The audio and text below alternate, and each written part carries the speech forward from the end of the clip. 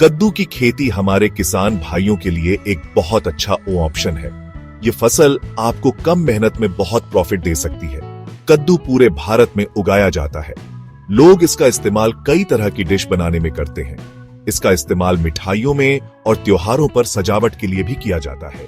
Market में कद्दू की डिमांड हमेशा ज्यादा रहती है। इससे यह इनकम का एक भरोसेमंद सोर्स बन जाता है। अगर आप सही स्टेप्स फॉलो करते हैं तो आप अपने खेतों से आसानी से बहुत अच्छी पैदावार ले सकते हैं। यह गाइड आपको वह सब कुछ बताएगी जो आपको जानना जरूरी है, मिट्टी तैयार करने से लेकर अपनी फसल बेचने तक। प्रॉफिटेबल काम ढूंढ रहे किसानों के लिए कद्दू की खेती की इंपॉर्टेंस को कम करके नहीं आंका जा सकता। कद्दू सिर्फ एक सब्जी नहीं है, यह हमारी संस्कृति और परंपराओं का एक हिस्सा है। कद्दू का मार्केट पूरे साल बहुत स्टेबल रहता है, जिसका मतलब है कि आपको कीमतों में गिरावट के बारे में ज्यादा चिंता करने की जरूरत नहीं है। इसके अलावा कद्दू के पौधे अपनी बड़ी पत्तियों से जमीन को ढक देते हैं। यह बेकार खरपतवारों के बढ़ने को कंट्रोल करने में हेल्प करता है। इससे खरपतवार हटाने में आपका पैसा और मेहनत बचती है। यह फसल काफी हार्डी भी है और कुछ मुश्किल कंडीशंस को भी झेल सकती है, जिससे यह ज्यादा सेंसिटिव सब्जियों के मुकाबले एक सेफर ऑप्शन है। अच्छी कद्दू की फसल पाने के लिए आपको सही तरह की क्लाइमेट और मिट्टी चाहिए। कद्दू को गर्म मौसम पसंद है। यह 25 से 30 डिग्री सेल्सियस के टेम्परेचर रेंज में सबसे अच्छा बढ़ता है।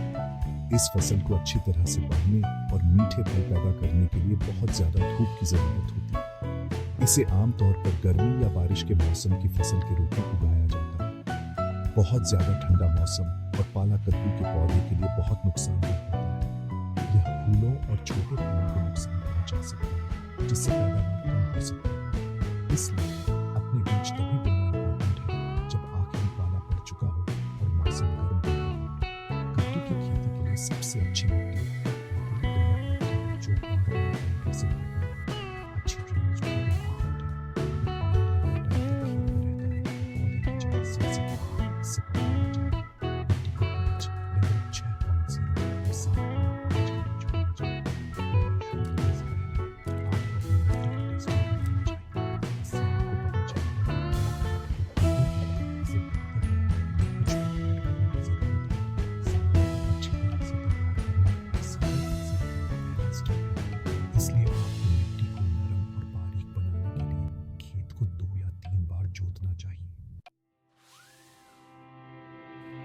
कद्दू की अच्छी पैदावार के लिए सही बीज चुनना एक बहुत इंपॉर्टेंट स्टेप है।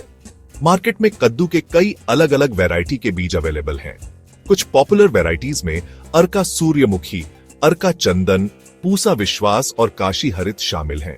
आपको ऐसी वैरायटी चुननी चाहिए जो आपके एरिया की क्लाइमेट के लिए सूटेबल हो और आपके लोकल मार्केट में उसकी अच्छी डिमांड हो। हमेशा एक भरोसेमंद दुकान से बीज खरीदें ताकि यह पक्का हो सके कि वे अच्छी क्वालिटी के हैं और उनकी जर्मिनेशन रेट अच्छी है। सर्टिफाइड बीजों का इस्तेमाल करने से आपको बाद में कई प्रॉब्लम्स से बचने में हेल्प मिलेगी और आपको ज्यादा हेल्दी पौधे मिलेंगे। बीज चुनने के बाद अगला स्टेप उन्हें सही तरीके से बोना है। कद्दू के बीज बोने का सबसे अच्छा टाइम गर्मी की फसल के लिए फरवरी से मार्च और बारिश के मौसम की फसल के लिए जून से जुलाई है। आप बीजों को सीधे मेन खेत में बो सकते हैं। बुवाई के लिए उठी हुई बेड या गड्ढे तैयार करें। पंक्तियों के बीच की दूरी लगभग 2 से 2.5 मीटर होनी चाहिए और पंक्ति के अंदर पौधों के बीच की दूरी लगभग 60 से 75 सेंटीमीटर होनी चाहिए। हर जगह पर लगभग 2 से 3 सेंटीमीटर की गहराई पर 2 या 3 बीज बोएं।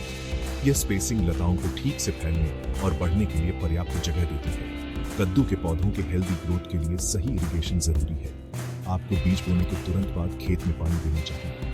इससे बीजों को अच्छी तरह से अंकुरित होने में हेल्प मिलती है। उसके बाद आपको गर्मियों के मौसम में हर 5 से 7 दिन में खेत में सिंचाई करनी चाहिए। बारिश के मौसम में बारिश के हिसाब से आपको उतनी बार पानी देने की जरूरत नहीं पड़ सकती है। यह पक्का करना बहुत इंपॉर्टेंट है कि जब पौधे फूल रहे हैं और जब फल डेवलप हो रहे हैं तो मिट्टी में पर्याप्त मॉइस्चर, अच्छा वाटर मैनेजमेंट और बेहतर क्वालिटी के कद्दू पैदा करें, जिससे आपकी ओवरऑल प्रॉफिट बढ़े। सही फर्टिलाइजर का इस्तेमाल करने से आपके कद्दू के पौधों को जरूरी न्यूट्रिएंट्स मिलेंगे। बुवाई शुरू करने से पहले आपको मिट्टी में अच्छी मात्रा में अच्छी तरह से सोडियम क्लोराइड या कंपोस्ट डालना चाहिए। इससे मिट्टी बहुत उपजाऊ हो जाती है। इसके साथ ही आपको केमिकल फर्टिलाइजर का इस्तेमाल करना होगा। नाइट्रोजन, फास्फोरस और पोटेशियम की बैलेंस्ड खुराक की जरूरत होती है। सटीक मात्रा आपकी मिट्टी की टेस्टिंग रिपोर्ट पर डिपेंड करेगी। आप बुवाई के टाइम नाइट्रोजन का एक हिस्सा और फास्फोरस और पोटेशियम की पूरी खुराक अप्लाई कर सकते हैं। बाकी नाइट्रोजन को बाद में 2 अलग-अलग डोज में अप्लाई किया जा सकता है। आपकी कद्दू की फसल पर कई पेस्ट हमला कर सकते हैं जो आपकी पैदावार को कम कर सकते हैं। सबसे कॉमन पेस्ट हैं कद्दू बीटल, फ्रूट फ्लाई और एफिड्स। कद्दू बीटल छोटे पौधों की पत्तियां खा जाता है जिससे वे मर सकते हैं। फ्रूट फ्लाई अपने अंडे छोटे फलों के अंदर देती है और मैगॉट्स फल को अंदर से खराब कर देते हैं। एफिड्स पत्तियों से रस चूसते हैं जिससे पौधा कमजोर हो जाता है। इन पेस्ट्स को कंट्रोल करने के लिए आपको अपने खेत को साफ रखना चाहिए और किसी भी खरपतवार को हटा देना चाहिए। आप फ्रूट फ्लाई जैसे उड़ने वाले कीड़ों को पकड़ने के लिए पीले स्टिकी ट्रैप्स का भी इस्तेमाल कर सकते हैं। अगर पेस्ट का हमला ज्यादा है तो आपको केमिकल पेस्टिसाइड्स का इस्तेमाल करना पड़ सकता है। कद्दू बीटल के लिए आप एक हल्का इंसेक्टिसाइड स्प्रे कर सकते हैं। फ्रूट फ्लाई के लिए फेरोमोन ट्रैप्स का इस्तेमाल करना एक बहुत इफेक्टिव और सेफ तरीका है। ये ट्रैप्स मेल फ्रूट फ्लाइज को अट्रैक्ट करते हैं और उन्हें मार देते हैं, जिससे उनकी पॉपुलेशन को कंट्रोल करने में हेल्प मिलती है। जब आप कोई केमिकल स्प्रे करें तो हमेशा लेबल पर दिए गए इंस्ट्रक्शंस को ध्यान से फॉलो करें। शाम को स्प्रे करना सबसे अच्छा होता है जब मधुमक्खियों जैसे फायदेमंद कीड़े एक्टिव नहीं होते। किसी भी स्ट्रॉन्ग केमिकल का इस्तेमाल करने से पहले एक एग्रीकल्चरल एक्सपर्ट से कंसल्ट करना हमेशा आपकी फसल और एनवायरनमेंट की सेफ्टी के लिए एक अच्छी प्रैक्टिस है। पेस्ट्स की तरह कुछ बीमारियां भी आपके कद्दू के पौधों को अफेक्ट कर सकती हैं। पाउडरी मिल्ड्यू एक कॉमन फंगल डिजीज है। आपको पत्तियों और तनों पर एक सफेद पाउडरी कोटिंग दिखेगी। यह बीमारी पौधे की खाना बनाने की एबिलिटी को कम कर देती है और छोटे फल पैदा कर सकती है। एक और बीमारी है डाउनी मिल्ड्यू, जो पत्तियों के ऊपरी हिस्से पर पीले धब्बे और निचले हिस्से पर बैंगनी ग्रोथ का कारण बनती है। इन बीमारियों को रोकने के लिए यह पक्का करें कि पौधों के आसपास हवा का अच्छा सर्कुलेशन हो और सही स्पेसिंग बनाए रखें। फसल को ज्यादा पानी देने से बचें, खासकर पत्तियों को। फंगल डिजीज को कंट्रोल करने के लिए आप पहले ऑर्गेनिक सॉल्यूशंस का इस्तेमाल कर सकते हैं। नीम के तेल के घोल का स्प्रे शुरुआती स्टेज में बहुत इफेक्टिव हो सकता है। अगर बीमारी बहुत ज्यादा फैल जाती है तो आपको एक फंगिसाइड का इस्तेमाल करना होगा। मार्केट में कई फंगिसाइड्स अवेलेबल हैं जो पाउडरी और डाउनी मिल्ड्यू के खिलाफ इफेक्टिव हैं। हमेशा एक रिकमेंडेड फंगिसाइड चुनें और एक्सपर्ट की सलाह के हिसाब से इसका इस्तेमाल करें। इन्फेक्टेड पौधों के हिस्सों को हटाना और नष्ट करना भी बीमारी को आपके खेत में दूसरे हेल्दी पौधों तक फैलने से रोकने में हेल्प कर सकता है। अपनी फसल की रेगुलर मॉनिटरिंग शुरुआती डिटेक्शन और कंट्रोल के लिए जरूरी है। अपने कद्दू को हार्वेस्ट करने का सही टाइम जानना सबसे अच्छी क्वालिटी और कीमत पाने के लिए बहुत जरूरी है। कद्दू आमतौर पर बुवाई के लगभग 85 से 110 दिन बाद हार्वेस्टिंग के लिए तैयार हो जाते हैं, जो वैरायटी पर डिपेंड करता है। आप बता सकते हैं कि कद्दू कब मैच्योर है, जब उसकी स्किन सख्त हो जाए और आप उसे अपने नाखून से आसानी से छेद न कर सके। कद्दू का रंग भी गहरा, एक जैसा रंग जैसे गहरा नारंगी या पीला हो जाएगा। एक और साइन यह है कि फल से जुड़ा तने का हिस्सा सूखने और सिकुड़ने लगेगा। सही टाइम पर हार्वेस्टिंग से अच्छा स्वाद और लंबी शेल्फ लाइफ मिलती है। जब आप कद्दू हार्वेस्ट करते हैं तो आपको उन्हें नुकसान न पहुंचाने का ध्यान रखना चाहिए। कद्दू को बेल से काटने के लिए एक तेज चाकू या प्रूनिंग शीयर्स का इस्तेमाल करें। कद्दू से लगभग 3 से 4 इंच लंबा तने का टुकड़ा जुड़ा हुआ छोड़ना बहुत जरूरी है। यह तना एक हैंडल की तरह काम करता है और कद्दू को स्टोरेज में ज्यादा टाइम तक चलने में भी हेल्प करता है। कद्दू को बेल से खींचें या मोड़े नहीं, क्योंकि इससे फल और तने को नुकसान हो सकता है।